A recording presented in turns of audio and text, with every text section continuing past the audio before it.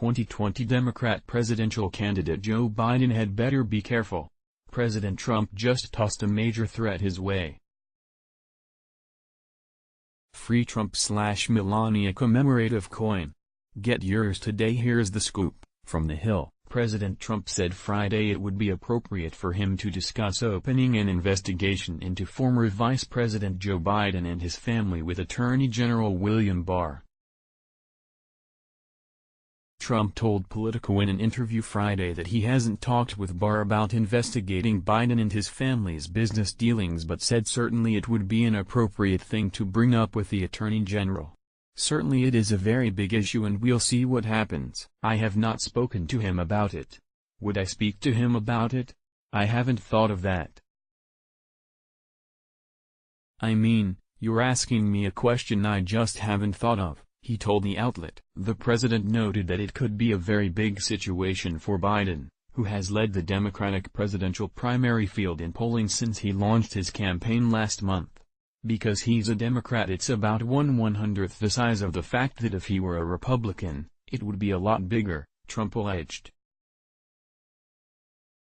Get all of the top trending political news at trendingpolitics.com. Margaret Thatcher, the former Conservative Prime Minister of the United Kingdom, passed away in 2013. At a recent campaign stop, Biden said Thatcher recently gave him a call to voice concerns about Donald Trump.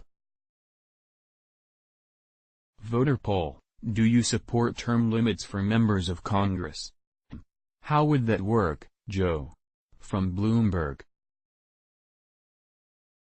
A donor urged the former vice president to respond with his own nicknames for Trump, but Biden said he'd aim to keep discourse at a higher level. The only place he has any confidence is in the mud.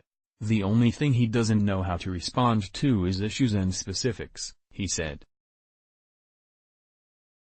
Even so, at another point in his response to the question, Biden referred to Trump as a no-good SOB who would likely turn to attacking his children and grandchildren, the last people I want to go through what Trump is likely to hurl their way. Biden also told donors that he's heard from 14 heads of state from around the world who voiced concerns to him about Trump.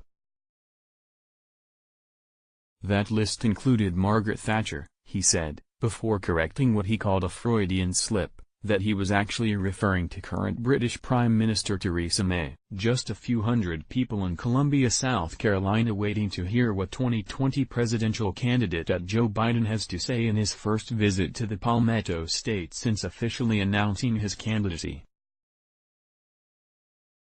At Fox News Twitter.com/Gualvaxa, Charles Watson, at Chuck reports May 4, 2019. Fox News has more.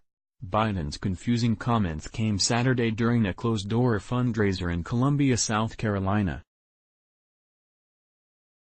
He listed Thatcher as one of 14 heads of state who he claimed have voiced concerns to him about Trump, the outlet reported. May has been prime minister since 2016. Thatcher resigned as prime minister in 1990.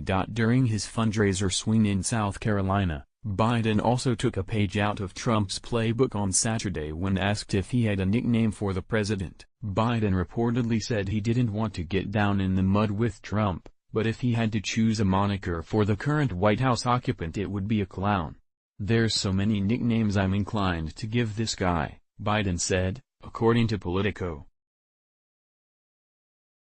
You can just start with clown. Normally, one would have to imagine an outgoing president would like to see his vice president become his successor.